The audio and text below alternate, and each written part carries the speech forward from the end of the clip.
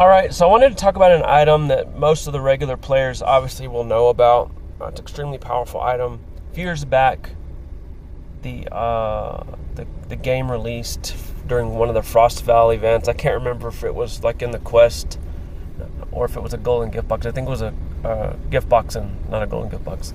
And then they recently, like in the last year-ish, released a clone of it. When they released a bunch of clones of things. But it's an ultra rare golden gift box miscellaneous item, and the original item was called Quad Force. This is QuadMod. It's basically a clone. Basically, what this does, for those that don't know, it does 20% damage to everything. It's not elemental based, and it gives you 50 luck, and then it boosts your light resistance. But you can actually choose, and it's extremely expensive. It's 236 SP per selection, and you can select all of them per turn. So you basically can change any of these to 250 on your stats. You got strength, charisma, intelligence, and dexterity. And then one of the caveats on the intelligence, it's the only item that boosts your intelligence that will also give you MP. My base build is a Lucky Beast Mage, and you can use this in a number of ways. But you could, for example, train endurance and luck, and then one main stat, or endurance and luck and charisma, and then use this misc exclusively. But it's 236. You can select all these. Like as you can see, my SP bar is just dropping and dropping and dropping, and I basically get all of that. If you choose in the intelligence version and you don't have intelligence, and then you either don't have enough SP to maintain it, or you unequip the misc or deactivate it, you'll lose hit points. That's one of the caveats behind it. Having endurance would be kind of this would be like endurance support in a way. But one of the values here is you can, the game has moved more and more towards specialization items, especially with armors. So for example, this armor here, it's the Bloodthirsty Protean. It actually has, it actually favors warriors or anybody who's trained strength, because this skill here, it's a spell-based skill that will eat, choke, as well as its own charge-based system, its own charges, and get up to plus 400% damage. And it's a spell, so which typically that's not real valued with warriors because it's not weapon-based, but being able to eat different things makes it all right. But one of the things that it doesn't say in the info subs, and it doesn't say it here, if you notice in the box there, it says cost 392 SP, but I'm wielding a magic weapon, and what you're going to notice here is it's going to cost MP. So if you look at my MP bar, it'll be the 653, but it'll do melee damage, as you can see. So maybe they've made some last minute changes or some post-release changes to make it work with hybrids. Maybe there's a certain dev who plays a hybrid and they wanted it changed. Wink, wink. But as you'll notice here, I'll do it again, and you'll notice more accuracy, more damage, stuff like that.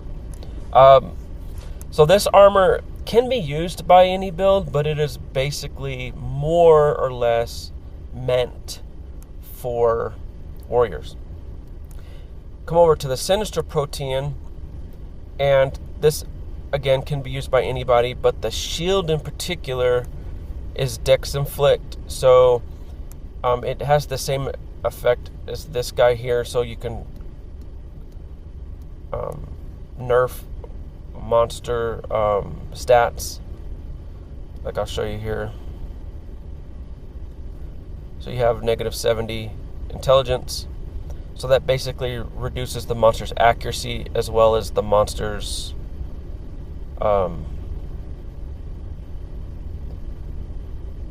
stat damage. But it also just had its intelligence drained because it attacked me, and I had the SP for it. But the shield specifically is Dex Inflict, and the built-in skill is ranged. I'm going to show you here. It'll be ranged. But I don't have Dexterity. So the game has been moving more and more towards these types of ideas. You also have, for example, the Wishweaver Spirit. They chose Dexterity. So this is Dex Inflict. Now it is versus Intelligence. So this guy has 245 Intelligence. So I have 0 Dex. So I'm not going to probably have this land all that often. Unless the monster has 0 int, and then it's a wash. Which there's not a lot of monsters with 0 int. But I can use Sinister Protean with wind weapons and wind spells and eat into the monster's intelligence and eventually start landing that. But one of the things that I started playing with as a Lucky Beast Mage is this idea where I actually was using Sparklehoof plushie. I tested Aria's Rattle and the Guardian Shock Collar. And there's other items. There's the Legion Monster Lord Misk. There is a Shadow Phoenix Brooch Misk that does burns based on landed hits. Actually the Shark Helm, which is a Z token item, and it's in this week's limited time shop here. Make your pets and guests inflict bleed, this guy here. And so one of the things that I was playing with was, if anyone remembers, a while back, Staff went in and changed Optico. Optico was working, you could attack one time, like if you had Bard of War, you could attack one time, and then Optico would work on both pet and guest turns, or the pet turn. But they went in and changed it. So, like, let's say you have one player turn, but 2 pet turns. Like maybe through, which I don't have it here right here, but like the Werewolf Misk, or like you have the Tribal Shaman armor that'll give you like pet celerity, like this. Before you could attack. So I want to show you here. So you get Optico, pet hypercrit, but whenever the pet goes a second time, it disappears. I got lucky there. So the second pet turn no longer adds to the crit rate. In order to get, so what that did was I'll show you this now. So if you have player celerity, so I'm going to attack here. What you're going to see is after this attack, you have hypercritical pet there times 6. It's actually, I think it's like 5.5, but for some reason in the game it shows 6. I'm going to attack again, and you're going to watch it actually go up to 11 times 11 for 1 round. So instead of allowing the pet to get 2 rounds of hypercrit, it just guarantees the first round hypercrit, and then there's 0 hypercrit the second round. So a lot of players have had to adjust with that idea. Keep in mind it's between 50 and 60% in reality. Or maybe it is 60%. But keep in mind, so what I'm going to do here is I'm going to cast Chrono Phoenix spell. I think this was an underlooked spell. It's part of a slew of items that were spell based. All the other ones were built in into weapons. I think there is I forget what they're called. There was some magic weapons that had built-in spells that gave your entire side of the field celerity, the pumpkin spice weapon, but there was a 1-turn cooldown. This spell here, which was I can't remember if it was a token item or a golden gift box item. I'll have to look at the sellback to tell you. But there's no cooldown on it, and it is overcharged. So you can actually cast it as often as you want. It's a token item. Cast it as often as you want, and it is one of the best spells for a Lucky Beast Mage in the game. You cast it, the player gets a second turn, and your pet and your guest both get 2 turns. So what I've been doing is either that or Shadow Feeder Pendant, depending on how much MP or SP I have. So like maybe I have a lot of MP, so I'll just cast it. So what I've been doing, for example, is I'll just cast it, and then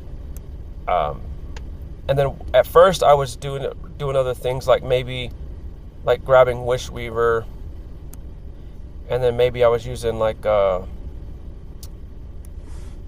Incarnation with something wind based, or I was using Sparkle Hoof Plushie and getting maximum hits out of it or whatever. But what I've been actually have moved over to is, let me do this real quick. This tends to pay for itself with this setup. So I've brought in other armor, so I can use this armor could be full offensive or spellcaster. This one could be full offensive or basically it's got plus 30 damage and bleed, or this one does. I can actually now come over to use QuadMod, and then maybe I can use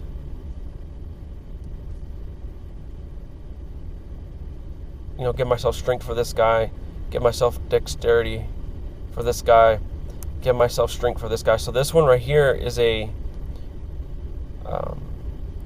Beast Warrior armor, where basically I can this skill right here uses strength and charisma. So what I'm going to do here,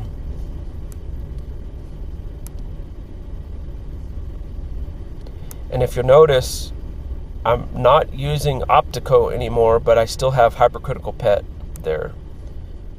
So that 236 SP that's here, I can actually, I don't even really need to worry about it, because most likely I'm going to heal it back. Especially that first turn I have that chance for that Lucky Strike, and then the second turn will just be icing on the cake. I'm getting my Panic from my guest. Usually I'll use Frost Warcaster as I cast it, just to ensure I get that Panic, which is where that, I think where that .919 came from, if I remember correctly. But sometimes I'll use Chaotic Lacerda just to start the Void Forge stack. But in this case, I'm going to go ahead and use one of these nickel-clad style weapons, and then I'm going to use this weapon-based attack, which uses strength and charisma. I already have charisma, so now for this turn, I'm actually going to get back. I'm actually going to change, because it's going to be darkness locked. That's good enough.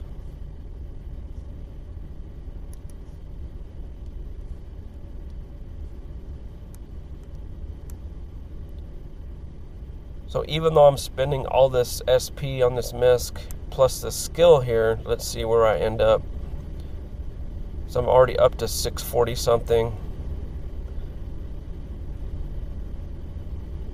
So I got most of my MP back there, and then let's see what happens on this turn. So basically I went from 300 to 1,000. And then I can just sort of rinse and repeat. I actually won't get celerity this time because its resist is below 50. That's the only caveat.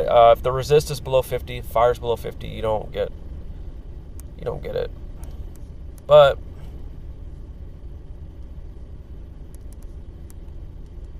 I can use Shadow Feeder. And of course, you could always use Infinita and heal back whatever you want.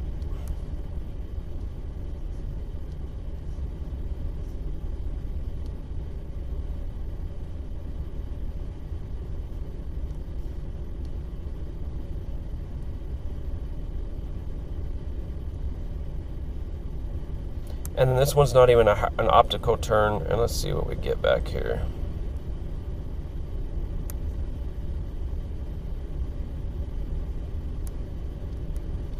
And then I could actually, if I want to, I could actually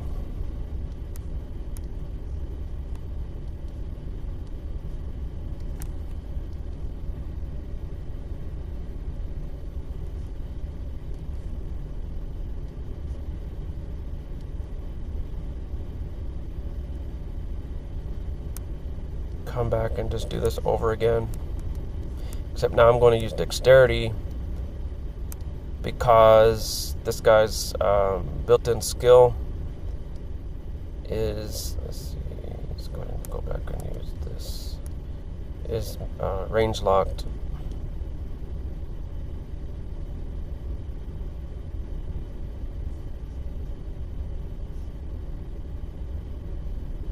And as you can see, I'm able to maintain using this. So I'm basically using QuadMod along with the way that they made this misc work.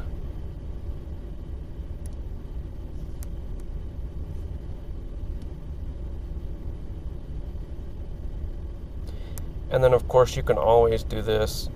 Might be better if I had Infinita actually. But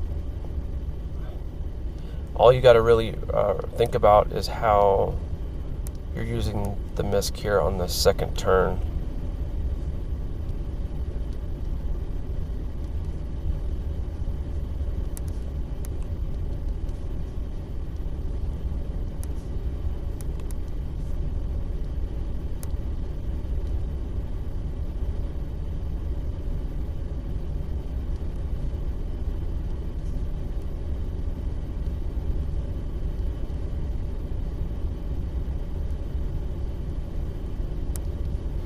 And you may have to dip into Essence Orb some.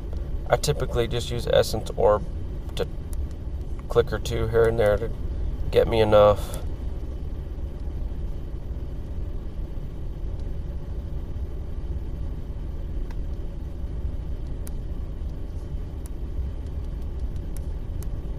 For some reason I keep losing my, I think you, every time you get out of it, I think you end up losing some of it. And then you have your void attack there.